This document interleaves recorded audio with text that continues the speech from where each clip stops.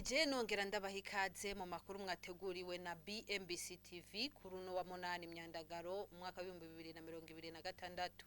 Iyi ni incamake y'ano makuru.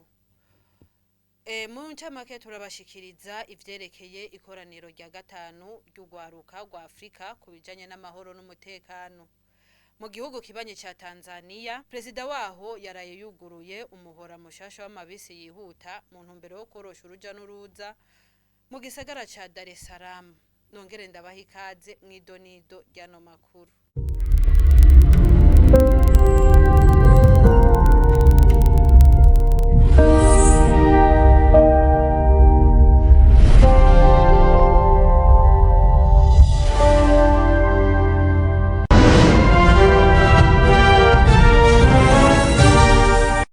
Umukuru w'igihugu Varisito Ndayishimiye yarakiriye kuri uwa gatanu igenekezo rya ndwi Myandagaro intumwa z'umuryango w'ibihugu vya Afrika yo hagati zirongowe na Madame Rosario Basogo, umushikiranganje wa Guinea Equatorial ajejwe amashirahamwe yo mu karere ico gihugu gihurikiyemwo, akaba ari nawe arongoye inama y'abashikiranganje mu muryango wa CEEAC. Izo ntambwe zirimo kandi n'umunyamabanga mukuru w'uwo muryango Umurundi Ezekiel Nibigira zari zizaniye umukuru w'igihugu icegeranyo c'ivyavuye mu nama y'abakuru b'ibihugu yabereye muri Guinea Equatorial mu mwaka uheze. Mu gihe hasigaye imisi ibiri gusa ngo hatangure ibiganiro mpuzamakungu bigira gatanu vy'ugwaruka rwa Afrika rizobera hani Bujumbura kuva ku igenekerezo rya 10 gushika ku rya 12 Myandagaro. Umuvugizi w'umukuru w'igihugu yarahaye ikiganiro abamenyesha makuru ku kirimba c'umukuru w'igihugu kiriri ku mugoroba wo kuwa ndwi Myandagaro. Nancy Ninette Mutoni yanyemenyesheje ko ivyo biganiro bifise akamaro kanini ku Burundi no kuri Afrika yose. Ni inkuru twateguriwe na mugenzi wacu Homa Ndikuriyo. Iryo koraniro ryatunganijwe na leta y'u Burundi ifadikanije n'urwego shingwabikorwa ry'umuryango wa Afrika hamwe n'ibisata vy'ishirahamwe mpuzamakungu ritegekanijwe kugururwa icese n'umukuru w'igihugu c'u Burundi Varisito Ndayishimiye asanzwe yitwa umugenzi w'ugwaruka akaba kandi n'umuhetsi w'ugwaruka ku rwego rwa Afrika. Rizokwitabwa n'abatumire bashika 1200 barimwo abarongozi b'inzego zifata mu Burundi no ku rwego k'umugabane, ibisata mpuzamakungu bisanzwe vyitaho iterambere ry'ugwaruka n'abakenyezi hamwe n'abaserukira imigwi itandukanye y'ugwaruka n'abakenyezi mu bihugu vya Afrika. Ibiyago bizoshimikira ku ruhara rw'abakenyezi n'ugwaruka mu kubungabunga amahoro n'umutekano ku civugo kigira kiti amazi kuri bose, uburongozi budakumira muri Afrika, n'uruhara rw'ugwaruka n'abakenyezi mu gukinga amatati, gutorera umuti imishamirano no gutsimbataza amahoro arama biciye mu ntwaro ibereye no gutunganya neza amatungo kama. Mu bitegekanijwe muri urwo rubanza nk'uko bimenyeshwa n'umuvugizi w'umukuru w'igihugu Nancy Ninette Mutoni, bigashimangirwa n'ibiro vyo kumenyesha amakuru mu rwego shingwabikorwa vy'umuryango wa Afrika, harimwo ibiganiro bizotangwa n'abarongozi b'ibisata bitandukanye ku rwego rw'umugabane, abarongoye ibisata vyitaho iterambere ry'ugwaruka n'abakenyezi hamwe n'ugwaruka n'abakenyezi b'imboneza baturuka mu Burundi no mu bindi bihugu vya Afrika. Intumbero nyamukuru y'ivyo biganiro ikaba ari kurimburira hamwe intambwe imaze gutegwa mu gushira mu ngiro intumbero zagiye zirafundikwa ku rwego rw'umugabane no kwigira hamwe ivyokorwa mu gukomeza uruhara rw'abakenyezi n'urwaruka mu gutsimbataza amahoro n'umutekano muri Afrika. Muri ivyo hakaba harimwo guca hirya no hino ibijanye n'ihindagurika ry'ibihe n'ibihanze igisata c'amazi no kwigira hamwe ivyo tumugwaruka n'abakenyezi bagira uruhara ruboneka mu kurwanya ihindagurika ry'ibihe no kubungabunga ubutunzi kama harimwo amazi. Muri ico kiganiro yatanze Nancy Ninette Mutoni avugira umukuru w'igihugu avuga ko iryo koraniro ari iteka ridasanzwe ku Burundi na cane cane ko rizofasha mu kwamamaza ishusho nziza y'u Burundi, rizofasha kandi mu kwegeranya ivyumviro birashe, bizofasha mu kubaka Uburundi na Afrika. Umuvugizi w'umukuru w'igihugu yaramenyesheje kandi ko hategekanijwe umwanya w'abanyempano batandukanye harimwo abaririmvyi, abatamvyi, abatwenza n'abandi. Vyongeye iruhande y'ibiganiro nyamukuru hazoba imibonano n'amanama yihariye na cane cane ibiganiro vyerekeye amasezerano agenga urwaruka rwa Afrika, African Youth Charter. Mu ntumbero kandi yo korohereza abanyamahanga bazokwitabira iryo koraniro, leta y'u Burundi yarafashe ingingo yo kutarihisha viza abatumire bose bazokwitaba urwo rubanza bavuye mu mahanga, nk'uko biboneka mu itangazo ryasohowe n'uwurongoye ikigo c'igihugu kijejwe abasohoka n'abinjira mu Burundi, General Majoro mu gipolisi Maurice Mbonimpa. Umutambukanyi w'umukuru w'igihugu Njerina Ndayishimiye yarakiriye umuhuzabikorwa w'ibisata vya ONU mu Burundi Violette Kakomya yaje kumukeza ku bushimwe mpuzamakungu aheruka gutahukana. Ubwo bushimwe nagashimwe mpuzamakungu gatangwa n'igisata ca ONU kijejwe igwirirana ry'abantu FINUAP hamwe n'agashimwe mpuzamakungu k'amagara y'abantu gatangwa n'inzego zishinga amategeko mu Bwongereza. Uwo aserukira mu Burundi akemeza ko ubwo bushimwe mpuzamakungu atari gufa gutora. Ni inkuru twateguriwe na mugenzi wacu Karine Ingabire. Ce prix vraiment dit beaucoup pour notre travail au Burundi en général, mais aussi pour la fondation et pour son excellence Madame la Première Dame. Ubwo bushimwe busigura vyinshi ku murimo turangura ku kigo Fondation umugira neza hamwe no kuri nyene cubahiro umutambukanyi w'umukuru w'igihugu bwiwe ku bikorwa akora mu Burundi. Murazi ko yitanga atiziganya mu bikorwa vy'imibano, mu bikorwa vy'iterambere rusangi, mu bikorwa bijanye no kubaho neza kwa bene gihugu, kandi ivyo amaze igihe kitari gito abikora, kandi ivyamwa vy'ivyo akora ni akaroruhore. Kandi bene ubwo bushimwe mpuzamakungu si gupfa gutora, bisigura ko ibikorwa akora bizwi kandi bigaragara. Twariko turavugana nawe mu kanya gaheze, ndamubwira ko twaronse abafatanyabikorwa benshi baba abo mu gihugu canke abo mu makungu, batubajije ingene bigenda kugira umuntu aronka ako gashimwe. Twarabasiguriye ko intambwe zo gutanga ako gashimwe ziri mu higanwa rihambaye, bisaba ko vy'ukuri ushobora kwerekana umwimbu w'ibikorwa, ukerekana impinduka nziza vyagize ku bantu. Compétitif pour avoir ces prix, il faut vraiment montrer les résultats, il faut montrer l'impact. Les personnes qui décident, c'est même vraiment étudier qu'est-ce qui a été fait et comment ça a impacté la population.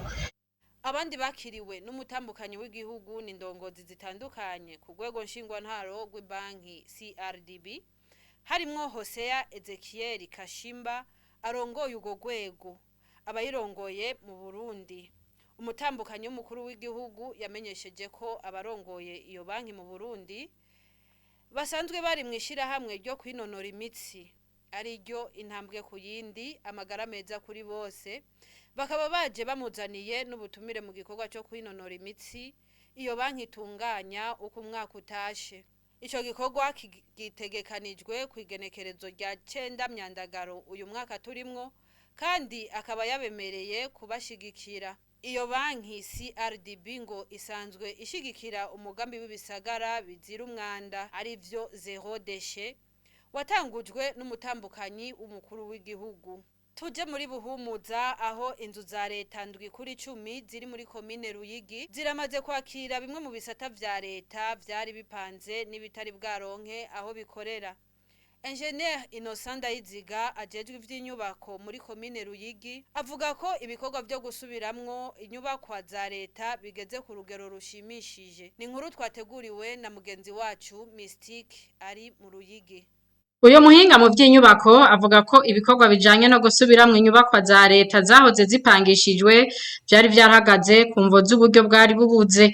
Innocent Ndayiziga avuga ko ubu bari ku kivi kubera leta yatanze igice kigira gatatu c'uburyo bwagenewe gusubiramwo izo nyubakwa, mbere inzu 7 kuri 10 zikaba zaraheze, ubu hakaba hari ibisata vya leta bikoreramwo. Mu buryo bwatanzwe na leta mu ntara ya n'amakomine hakaba hisunzwe amakomine afise inyubakwa ziba zononekaye gusumba izindi. Uyajejwe ivy'inyubako muri komine Ruyigi amenyesha ko hariho ibisata vya leta vyahora bipanze ubu bikaba bigiye gukorera muri izo nyubakwa aho uburyo bwahora bukoreshwa mu gupanga ngo buzoca busahiriza mu bindi bikorwa vya komine.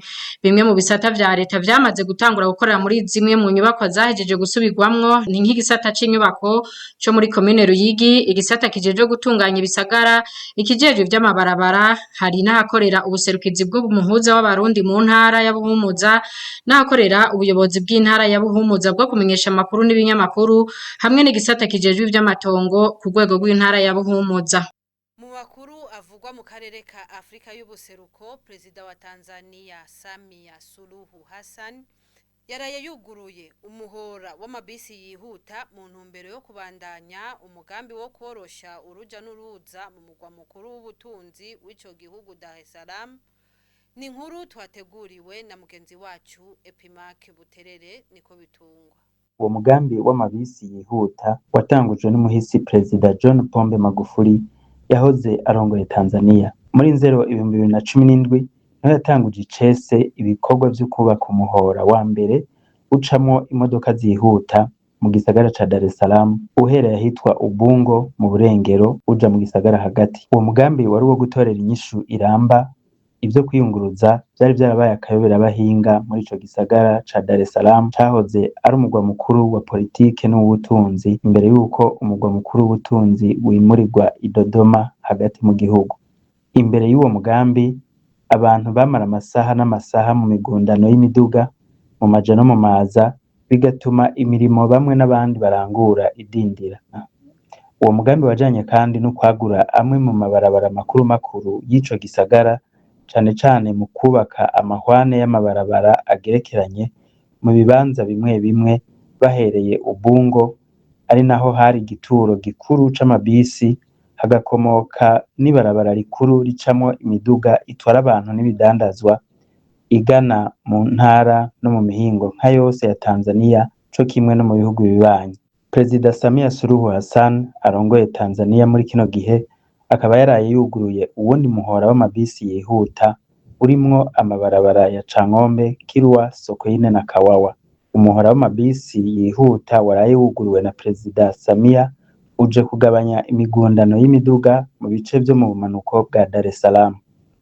Amaze kugurura icese uwo muhora, Perezida Samia yaragendeye mu ibisi inyaruka mu gutahuka, akavuga ko iruhande y'ukorosha uruja n'uruza ikoresha ry'ayo mabisi yihuta azotuma urudandazwa rwiyongera rikagwiza n'imyanya y'akazi cane cane kugwaruka. Tuje mu makuru yo mu makungu, aho muri ayo makuru twabateguriye mugenzi wacu Romuald Ndikuriyo aza kutubwira amakuru yerekeye amasezerano yatewe hagati y'ibihugu vya Arabia Saudite, Turkiya na Pakistan. Turaza gushika kandi muri Taiwan, ariko kandi muri Turkiya na Pakistan hamwe na Arabia Saudite bashize umukono ku masezerano mashasha yo gukomeza gufashanya mu bijanye no kwirwanako. Ayo masezerano akaba aje mu gihe umutekano wo mu burasirazuba bwo hagati ukomeje kuba nabi. Na makuru twateguriwe na mugenzi wacu Romuald Ndikuriyo. Nkuko tubikesha ikinyamakuru Reuters kuwa ndwi imyandagaro 2026, Arabia Saudite, Turkiya na Pakistan barasinye amasezerano yo kwikingira bise maka Joint Defense Agreement. Ayo masezerano agamije gukomeza ugufashanya mu vya gisirikare n'umutekano hagati y'ivyo bihugu bitatu. Ingingo ikomeye muri ayo masezerano ivuga ko igitero ca gisirikare gikozwe ku gihugu kimwe mu bigize ayo masezerano kizofatwa nk'igitero ku bihugu vyose uko ari bitatu. Abategetsi b'ivyo bihugu bavuga ko ayo masezerano agamije kwigwanako no gukomeza ubushobozi bwo kurinda ibitero, kandi ko atagenewe kugwanya igihugu na kimwe mu buryo bwihariye. Ayo masezerano aje mu gihe akarere kose ko mu burasirazuba bwo hagati kari mu bihe vy'umutekano muke. harimwo ukutumvikana kwavyaye intambara ya Irani na Amerika, inzira z'ubudandaji bwo mu kigobe hamwe n'umutekano w'ibihugu vyo muri ako karere. Uko gufashanya gushasha gushobora kandi guhindura uko umutekano wo mu kigobe no mu burasirazuba bwo hagati bwose utegekanijwe, kuko Pakistan ifise ubushobozi bwa gisirikare bukomeye. Turiki ikaba ari igihugu gifise ingabo zikomeye muri NATO, mu gihe Arabia Saudite ari kimwe mu bihugu bihambaye cane mu karere kubera ubutunzi n'ibitoro gifise. Naho muri Taiwan, Perezida Lai Ching-te yitavye imyimenyerezo ikomeye y'ingabo mu gihe ukutumvikana n'Ubushinwa bikibandanya. Ni inkuru nyene tuyishikirizwa na mugenzi wacu Homar Ndikuriyo. Ubushinwa buvuga ko Taiwan ari igice c'ubutaka bwayo, kandi ko amaherezo ishaka ko Taiwan yongera kuba munsi y'ubutegetsi bwa Beijing. Taiwan yifata nk'igihugu gifise ubutegetsi bwaco, igisirikare, amatora n'inzego zaco bwite. Beijing ntiremera ubwigenge bwa Taiwan, kandi ntiyigeze ikura ku meza ikoreshwa ry'inguvu mu gihe yoba ibona ko bikenewe. Taiwan nayo iriko irakomeza igisirikare kubera gutinya ko Ubushinwa bwoshobora kuyitera umwanya ariwo wose. Ariko Taiwan ivuga ko ifise amakuru ava mu iperereza rya Amerika ko Ubushinwa bwateguye gutera Taiwan. Iyo myiteguro y'Abashinwa ikaba imaze igihe kuva mu 2023. Umuyobozi wa CIA William Joseph Burns yavuze ibi mu 2023 ko Perezida Xi Jinping yategetse igisirikare c'Ubushinwa kuba gishobora gutera Taiwan neza bitarenze mu 2027. Perezida wa Taiwan Lai Ching-te kuri uyu wa gatandatu yagiye mu gisagara ca Kaohsiung aho yitegereje imyimenyerezo yo kurinda igitero c'umwasi giturutse ku mazi ya Taiwan. Lai yuriye ubwato bwihuta bw'igisirikare aho yakurikiranye imyimenyerezo irimwo ubwato bw'intambara, indege ntonto zitagira abapilote hamwe n'ingabo zigwanira mu mazi. Iyo myimenyerezo iri mu rukurikirane rwa Hankwang, ni imyimenyerezo ngarukamwaka imara imisi 10, yatanguye kuwa 5 Myandagaro kazorangira kuwa 14 Myandagaro. Intumbero no kugerageza ingene igisirikare abajejwe umutekano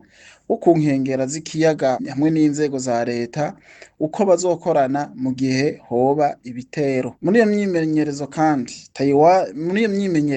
Taiwan kandi iragerageza uburyo bwo gusanura ibibuga vy'indege vyoba vyarashwe n'ibisasu hamwe no gukomeza ubushobozi bwo gusubiza indege z'intambara mu kirere mu gihe gito. Naho Perezida Lai atavuze Ubushinwa mu majambo yiwe, iyi myimenyerezo ibaye mu gihe Beijing ibananya kubona ko Taiwan ari nk'igice c'Ubushinwa, kandi ikaba itareka kuvuga ko ishobora gukoresha inguvu kugira ngo igarure ico gihugu. Ku ruhande rwa Taiwan, leta ivuga ko imyimenyerezo nk'iyi ikenewe kugira ngo igihugu gitegure neza igisirikare caco kandi gishobore gukingira ibitero bishobora kukibako.